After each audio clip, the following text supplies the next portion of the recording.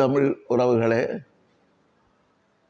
நான் உங்களிடமிருந்து இன்றைக்கு சந்திக்க போகின்ற சந்திப்பு இதுவரை காலம் இருந்த சந்திப்பில் இருந்து இது சற்று வேறுபட்ட விடயம். எனக்கு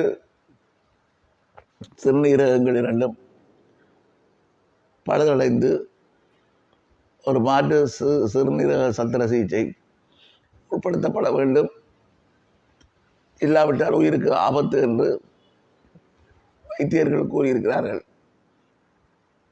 இந்த சூழ்நிலையில்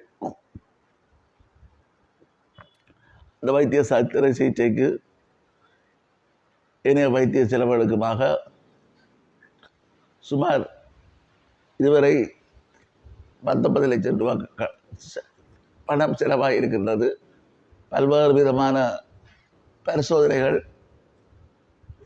அந்த சிறுநீரகத்தை கொடுப்பவருக்கும் வாங்குகின்ற எனக்கும் பொருந்த வேண்டும். பல மாதங்களாக பல்வேறு விதமான சோதனைகளுக்காக சுமார் 19 லட்சம் கொண்டிருக்கிறேன். இன்னமும் அந்த சத்திர சிகிச்சை இணைய செலவுகளுக்காக சுமார் 70 லட்சம் ரூபாய் தேவைப்படுகிறது. உங்களுக்கு தெரியும், என்னுடைய 50 வருடத்துக்கு மேற்பட்ட அரசியல் வாழ்க்கையிலே சொத்து சேர்க்க வேண்டும் என்ற எண்ணம் எனக்கு சிறிதளவும் இருக்கவில்லை. 2 தடவைகள் பாராளுமன்ற உறுப்பினராகவும் 1 தடவை மாகாண சபை உறுப்பினராகவும் இப்போ 2வது தடவையும் நகரசபை தலைவராகவும் இருந்து கொண்டு தேர்தல் திணைக்களத்தினுடைய ஆணையாளர் தேர்தலில் போட்டியிடுபவர்கள் சொத்து பிரகடனங்களை கொடுத்த பொழுது அது மூடிய சில்லில் கடித உரையிலே தர வேண்டும், நீங்களே திறந்த அறிவிலே தந்திருக்கிறீர்கள் என்று மஹிந்த தேசப்பிரிய அவர்கள் சொன்ன பொழுது அவருக்கு நான் சொன்னேன், இல்லை இதிலே திறந்த புத்தகம், நீங்கள் இதிலே பார்க்கலாம் பார்க்கலாம் என்று பார்த்து விட்டு தலையிலே கை வைத்தார். 2 தடவைகளில் பாராளுமன்ற இருந்து மாகாண சபை உறுப்பினராக இருந்து நகரசபை தலைவராக இருந்தேன். இருந்தவர் இப்பொழுது ஜனாதிபதி தேர்தல் வேட்பாளராக போட்டியிடுகின்ற நீங்கள் உங்களுடைய காட்டினால் தெற்கிலே இருப்பவர்கள் விரமிக்க வேண்டும். ஒரு சொந்த வீடு இல்லை, அதே போல சொந்த வாகனம் இல்லை, எந்த விதமான சொத்துக்களும் இல்லாத ஒரு சூழ்நிலையிலே நீங்கள் மக்களுக்காக சேவையாற்றுகின்றீர்கள் என்று குறிப்பிட்டதை நான் இங்கு சொல்ல விரும்புகிறேன். அவை இவ்வாறான சூழ்நிலையிலே இவ்வளவு பெரிய பெருந்தொகையை என்னுடைய உறவினர்களோ நண்பர்களோ தனித்து செலவழிப்பதிலே சேர்ப்பதிலே சிரமங்கள் இருக்கின்றன. ஆகவேதான் அது ஒரு திறந்த புத்தகம் போல திறந்த ஒரு அழைப்பை நான் விடுகின்றேன். இப்பொழுது கூட வெளிநாட்டில் இருந்து வந்த ஒரு நண்பர் என்னை சந்தித்து கட்டாயப்படுத்தி தான் 5 லட்சம் ரூபாய் தருவதாகவும் மற்றவர்களிடம் பணத்தை திரண்டுங்கள், தேவைப்பட்டால் நான் மேலதிகமாகவும் தருவதாகவும் கூறிய அடிப்படையிலே தான் இந்த ஊடக சந்திப்பை நடத்துகின்றேன். இன்னொன்று, அந்த 19 லட்சம் ரூபாயே வெளிநாட்டிலே இருந்த மனித உரிமை ஆர்வலராக இருந்த மறைந்த நீதவான் தம்பித்துரை அவர்களுடைய மகன் அவர்கள் ஒரு உணர்வாளர், ஈழத்தமிழர்களுடைய பிரச்சனையிலே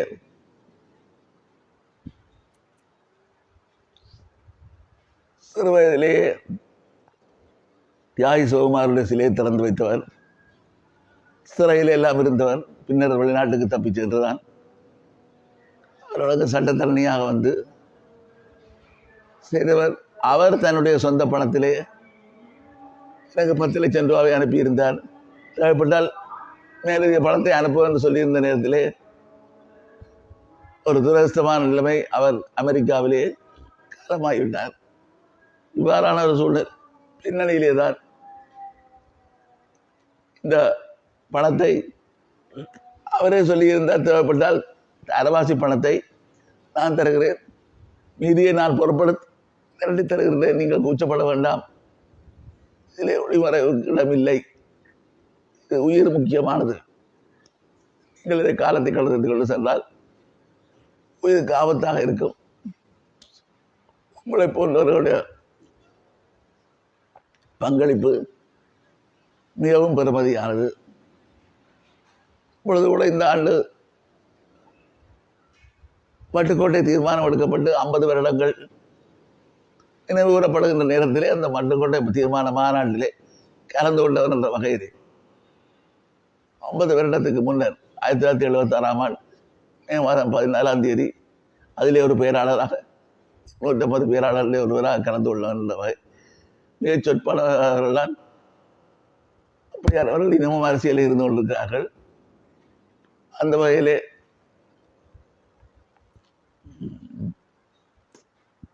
என்னுடைய பங்களிப்பு விடுதலை போராட்டத்திலே சிவாஜிலிங்கம் என்றால் தெரியாதவர்கள் பெருமளவிலே இருக்க முடியாது என்ற அளவுக்கு நான் முடிந்த அளவுக்கு அர்ப்பணிப்பாக நான் என்னுடைய சேவையை ஆற்றி இருக்கின்றேன்.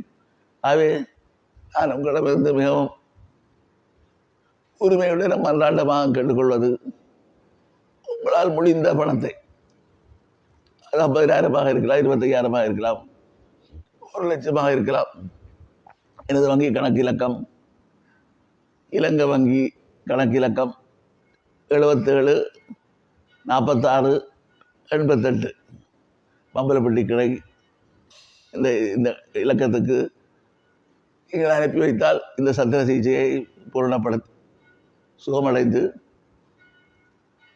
வெளியேற முடியும். ஆகவே இந்த பொருந்துகின்றது என்பது நீண்ட கால போராட்டத்திலே தான் பலருக்கு சாத்தியமாக இருந்தது. அந்த வகையில் தான் எனக்கும் எத்தனையோ பேருடைய சிறுநீரகங்களை பொருத்தி பார்த்து இப்பொழுது பொருந்தி எல்லாத்துக்குமான ஒரு உத்தரவை வைத்தியர்கள் பிறப்பித்திருக்கிறார்கள். அவர்கள் இந்த சத்திர சிகிச்சைக்கு ஆயத்தமாக இருக்கிறார்கள். பணம் தான் தொழில் பிரச்சனை. பணத்தை விரைவிலே கொடுக்காவிட்டால் காலப்போக்கிலே இது என்ன வடிவ எடுக்கும் என்று சொல்ல முடியாது. ஆகவே நீங்கள் உங்கள் எல்லாருடைய அன்பானவர்களை நான் பார்த்து கேட்பது, உங்களால் முடிந்ததை இதை அனுப்பி வைப்பீர்களாக இருந்தால் நான் மிகவும் நன்றியுடனாக இருப்பேன். இறுதி மூச்சு வரை தமிழீழ மண்ணுக்காக, தமிழீழ மக்களுக்காக போராடி உயிரை விடுகின்ற பொழுதும் போராடி கொண்டிருந்த நேரத்திலே தான் உயிர் பிரிந்தது சொல்கின்ற அளவுக்கு என்னுடைய போராட்டத்திலே நான் செயற்படுவேன் என்ற உறுதியோடு இந்த வேண்டுகோளை எல்லோரிடமும் வைக்க விரும்புகின்றேன். இதிலே இப்பொழுது கடந்த 2 மாதங்களாக ஒரு மன போராட்டத்தின் சந்தியிலே தான் இவ்வாறு பொதுவில் விட முடியுமா, பணத்தை திரட்ட முடியுமா, இது நல்லா இருக்குமா இல்லையா என்று வழிகளை யோசித்தும் எதுவும் சாத்தியமில்லாத சூழ்நிலையிலே தான் இந்த முடிவை யோசனையை ஏற்றுக்கொண்டு வந்து அந்த வகையிலே விமர்சனங்கள் எல்லாம் போகலாம். ஆனால் என்னை பொறுத்தவரை என்னுடைய உயிர் மிஞ்சி இருப்பதே இனத்துடைய விடுதலை போராட்டத்துக்கு தான். எனக்கு வேறு எந்த விதமான நிகழ்ச்சி நிரலவில்லை. ஆகவே அதற்கு உங்களுடைய ஆதரவையும் பொன்னான பங்களிப்பையும் ஆவலோடு எதிர்பார்த்து காத்திருக்கின்றேன். நன்றி, வணக்கம்.